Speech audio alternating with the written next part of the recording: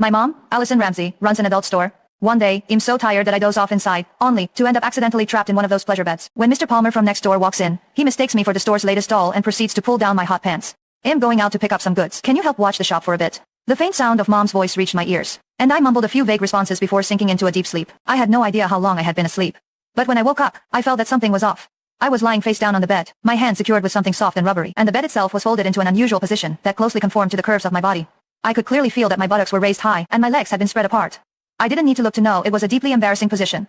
The space before me was dim, as though my head was covered by a nearby curtain. What was going on? A wave of panic set in. I struggled with all my strength against the restraints, binding my hands, only to realize I couldn't break free at all. It finally dawned on me that my family ran an adult store, and this must be the new pleasure bed we'd recently ordered. The bed was equipped with mechanisms that could only be unlocked through external settings once triggered. I had been completely exhausted earlier, so ID just crashed on a random bed in the storeroom. Without even noticing it was the latest model of pleasure bed. I would usually sleep on my stomach and move around in my sleep, so I must have accidentally triggered the mechanism while dozing off.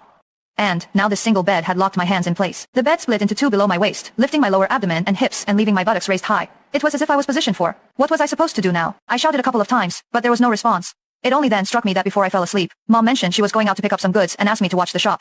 Hey, Allison. Just then, I suddenly heard the voice of Mr. Palmer, a customer, coming from the doorway. And it was getting closer. Oh no, Mom did say Mr. Palmer would come by later to settle the bill. Panic surged through me. I struggled desperately, only to find that, while the restraints looked soft, there was no way to break free. Where's everyone? I thought I told them I'd come by to settle the bill today. Mr. Palmer's voice drew closer and closer, until it sounded just a few steps away. Frozen in this embarrassing position, I felt my face flush crimson. And in my panic, I froze completely, not daring to move a muscle. Is this a new doll that just arrived? Mr. Palmer's words sent my heart leaping into my throat. The next second, I felt a pair of warm tree hands land on my thigh. They then slowly slid upward until they were inside my hot pants. The weather was sweltering, and when sleeping at home, I naturally dressed lightly. Thus, my hot pants were barely long enough to cover my buttocks.